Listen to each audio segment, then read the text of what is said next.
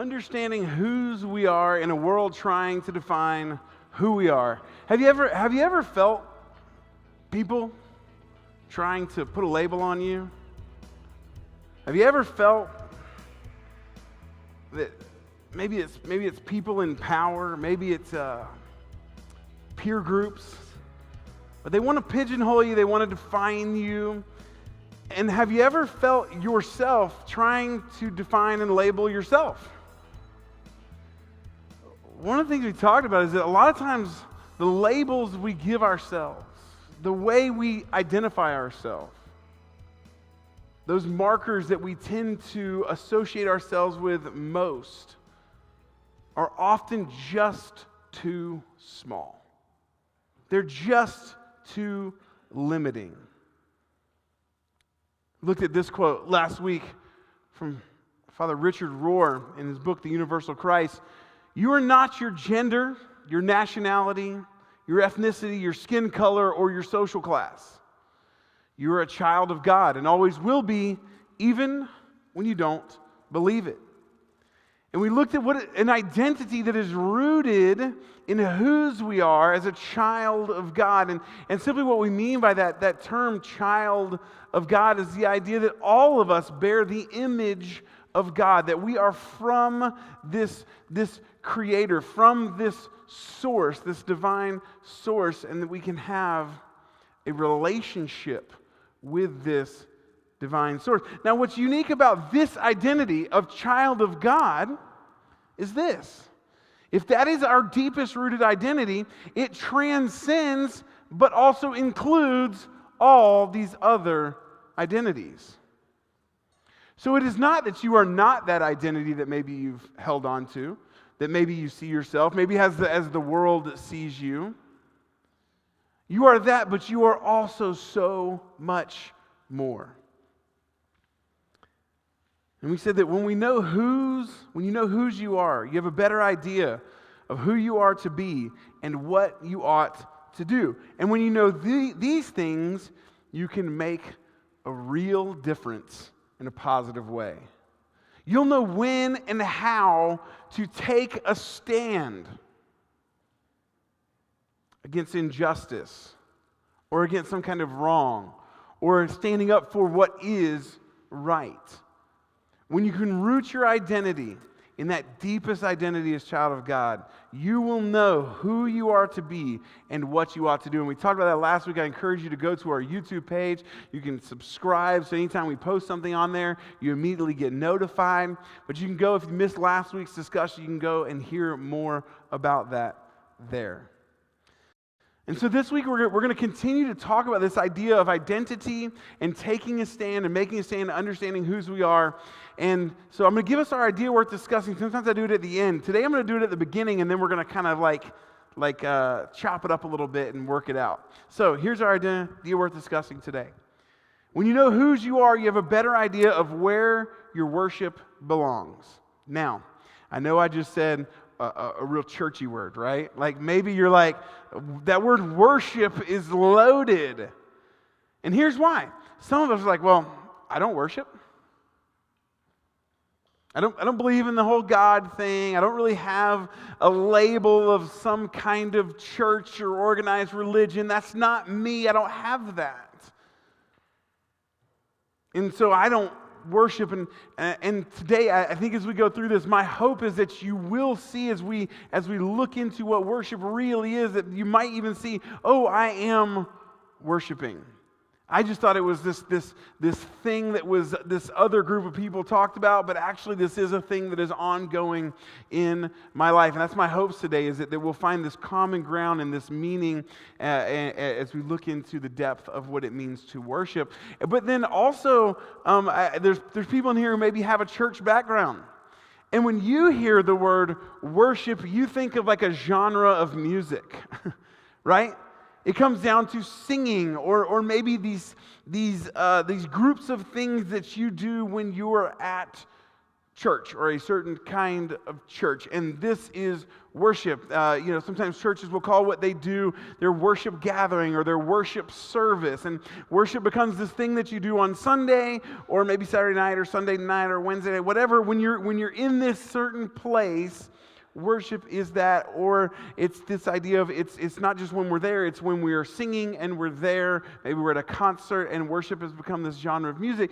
And it is not that worship cannot include that, but if that is what worship is, it reduces worship down to music. And actually worship is so much more. Music can be a way to, and we're actually going to see today, can be a way to express worship, but we cannot just reduce worship to music, because then we actually limit our worship. So what I want to do right now is I want to kind of like explain worship a little bit, right? Like, let's get a common ground. If we're going to discuss these things today, let's get a common language and a common ground of what we are actually discussing. I think it will help us. So there's some components to worship. There's about 5 components. So first off, here in the middle is you're going to have your object. Okay? This can be a person, it can be yourself, it can be a literal thing. People worship everything from their own egos to someone else's ego, right?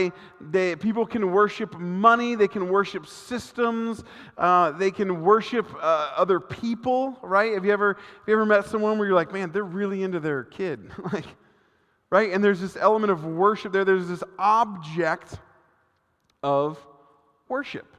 And so at the center of worship is always an object. And it can be a person, a place, it can be a thing, it can be a band, it can be a team, right? Like worship is broad, and there's always an object. But then, as you see, what you're going to find is that attached to this object, you'll have a few things. And the first one is an affection for. This object is this affection. Now, not everything that you have affection for is necessarily something that you're worshiping, but worship will always include this object that you have an affection for. This is how you feel on the inside. This maybe is your emotions and your drive toward this thing and how you feel about this thing. And a lot of times it is this passion. And again, none of these things are bad, okay? Like, I want to make sure that we understand that we are talking about a good thing here. We just need to understand exactly what we're talking about. And so this object that you can have an affection for, but that you also will have a reflection of. And these are connected here, because an affection for is what you feel on the inside. A reflection of is how what you feel on the inside comes to the outside. It's like this. It's if you love a team, I'm a big Florida Gator fan. If I'm going to go to a game, I'm going to wear the colors of that team. I'm going to wear the logo of that team. I am going to make sure when that team scores, what do? I cheer, right? I'm with them, right? And so it's this idea of this inside passion that comes out on the outside. And again, this comes out in different ways. We all see this. The things that we love, that we have an affection for, a passion for, a drive for, come out in our life. We begin to reflect those things. We reflect these things with our time and our money, right? And in how we interact with people, these things are reflected. The world knows what we're passionate about on the inside because of the way we are on the outside.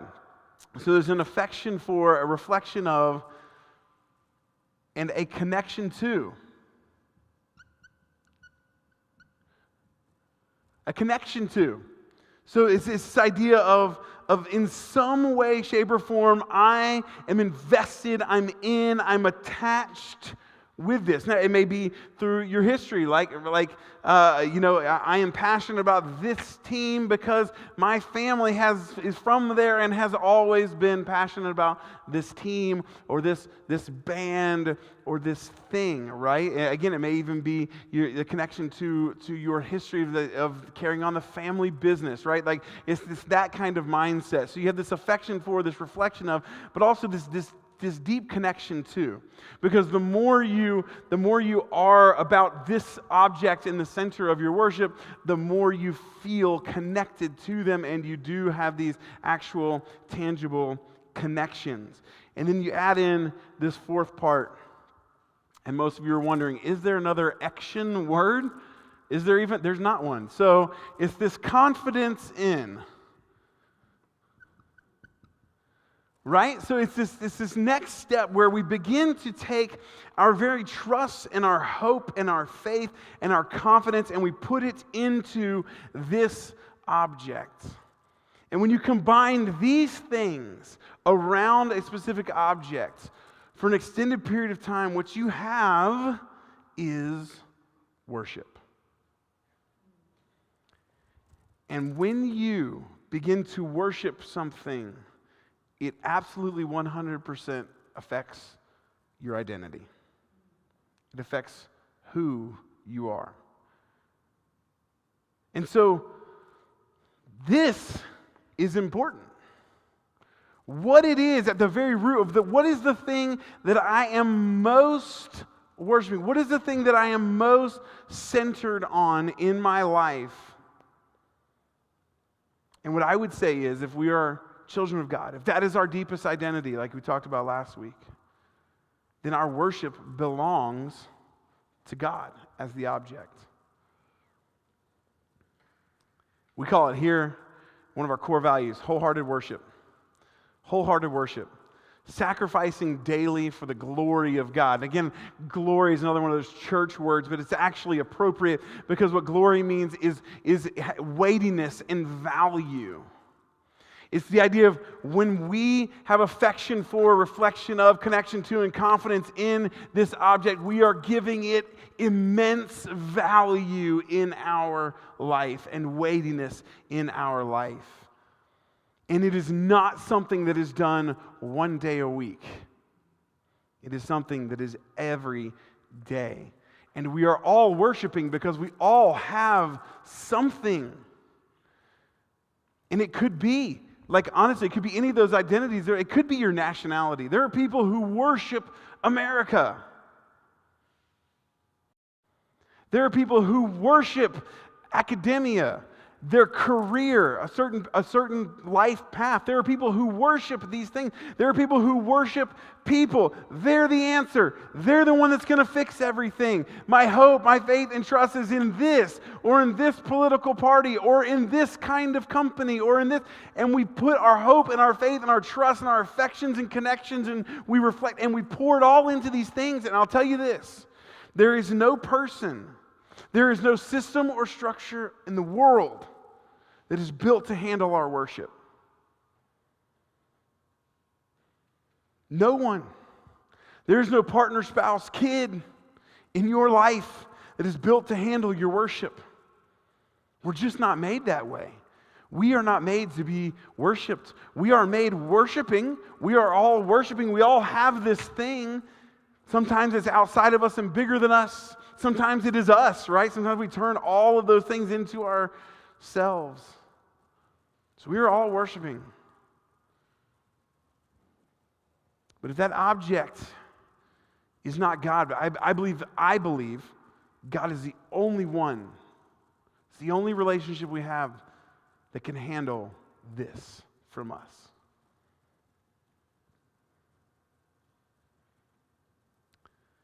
It's this quote from A.W. Tozer, a pastor and author and theologian from the early 1900s who I believe was way ahead of his time in a lot of things. He says this: "We must offer all our acts to God and believe that He accepts them. Let us believe that God is in all our simple deeds and learn to find Him there." If God is center in the object of our worship, all of these things that we do in our daily, everyday life, we can find God there. that adds whole new meaning to your job that maybe you don't like, right? That adds whole new meaning to the people we interact with that we're just tired of. But if we can see God in them every day, it changes the way we treat them because we have an affection for them now. We are reflecting the character and nature of God that's in them back to them. We become this mirror of God to the rest of the world. It changes everything. This guy Paul, who started a lot of churches, he wrote to the church at Rome. He says this, based on everything that he wrote in the first 11, what we dissected as the first 11 chapters, he says this, and so, or therefore, dear brothers and sisters, I plead with you to give your bodies to God. I think it's interesting. Sometimes churches and religions, the body is bad, the spirit is good. No. The body is good, and we're called to give our bodies to God because of all He has done for you. Like everything we just talked about, give your bodies to God. Here on earth now, give them to God. Let them be a living and holy sacrifice, the kind He will find acceptable. This is truly the way to worship Him. Give of yourself sacrificially. So, wholehearted worship. He says that daily reflecting of who we are for the glory of God, right? So what in the world does that have to do with taking a stand, right? What does that have to do with? So we're gonna look at Daniel's three friends. So last week we looked at Daniel and his three friends, Shadrach, Meshach, and Abednego were the names that they were given as they were pulled out of Israel and they were taken to Babylon. They were assimilated. They were given new language and new stories and new names. They were castrated so that their history could not live on. They were only there to serve this new empire, this new kingdom that they were now a part of. Unwillingly, and we see that at some point they took a stand because of their connection to God and whose they were as children of God. And we're going to see now that Daniel's three friends actually get sent to another place, and they are given positions in this foreign government to serve this foreign government because they knew that they could be trusted. And so they're going to face another trial where they're going to have to take a stand, and it's directly related to their worship. And I'll say it this way. This is an incredibly relevant lesson for all of us today, and an incredibly relevant thought for all of us to think about, is that at some point, the worldly systems around us, whatever system, you can put your finger on all kinds of systems in the world, but they will demand our allegiance and our assimilation, our worship. And that will put us at odds with our truest identity. There are systems in place in this world. There are leaders and their egos, and we will solve your problems. You can have confidence in us. You can put your faith and hope and trust in us. You can put your love in us, connect to us, be a part of our group. And there's all these systems in the world that are vying for our allegiance. And at some point, allegiance to them will put us at odds with who we are as a child of God, which puts us at odds with the kingdom of God and allegiance to our truest identity in, we talked about last week, in Christ, in God. So let's look at how this is played out in the story of Daniel's three friends. Then Nebuchadnezzar, who was the king. Oh, I'm sorry, I want to give a little background here. Nebuchadnezzar, he flew into a rage. Here's why he flew into a rage. He built this giant statue and he put it in this certain province. And he said, when the music plays, I want everyone to stop what you're doing. I want you to get on your knees. I want you to bow down and worship this statue that was 90 feet tall. I want you to worship this. And this statue was going to represent him, represent his power. And so that's what everyone was commanded to do. This was law. Shadrach, Meshach, and Abednego said, listen, we're not. And they literally took a stand while everyone else is kneeling, the music is playing, the idol is there to worship that represents, again, the ego of this king of this empire. I want you to worship it. And they stand. So then some people who don't like these guys because they're not like them, they're not part of their tribe, they go and they tell on them to the king. The king gets upset. He says, and Nebuchadnezzar flew into a rage and ordered that Shadrach, Meshach, and Abednego be brought before him. When they were brought in, Nebuchadnezzar said to them, is it true, Shadrach, Meshach, and Abednego, that you refuse to serve my gods or to worship the God or the gold statue that I have set up? I will give you one more chance to bow down and worship the statue I have made when you hear the sound of the musical instruments. I'm going to give you one more chance. You know what? Maybe these guys are telling you, but you didn't hear the music, right? Maybe you weren't able to do it. I'm going to give you one more chance to worship me. But if you refuse, you will be thrown immediately into the blazing furnace. So this is kind of one way of just eliminating his enemies. He had a furnace of fire, throw him in. Maybe you're familiar with this story. I love this. And then what God will be able to rescue you from my power? What object here can you have confidence in? What God can save you from me?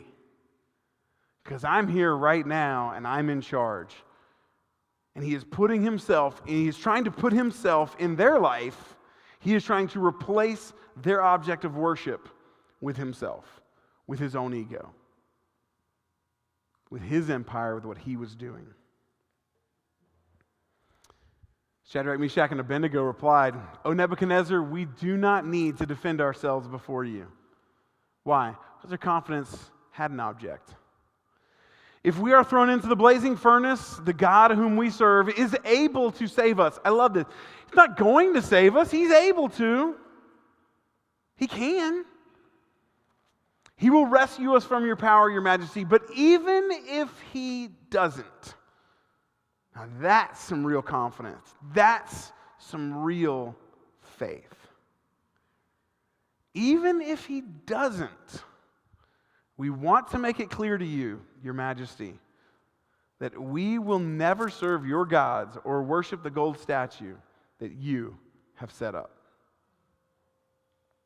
Why? Why could they say that? Why would they say that? With their lives on the line, why would they dive down into their deepest rooted identity? Because that's where their worship was. Their worship was so spoken for that nothing else could replace it. Our worship is connected to our identity. We are all worshiping because we are all someone. It's deeply rooted. And when you know whose you are, you have a better idea of where your worship belongs. Now I'm going to say this. One of the most accurate but scathing critiques of the American Christian church, the evangelical church, however you want to word it, right now in America, is that its worship has shifted away from Jesus and towards empire. That the American church is more American than church.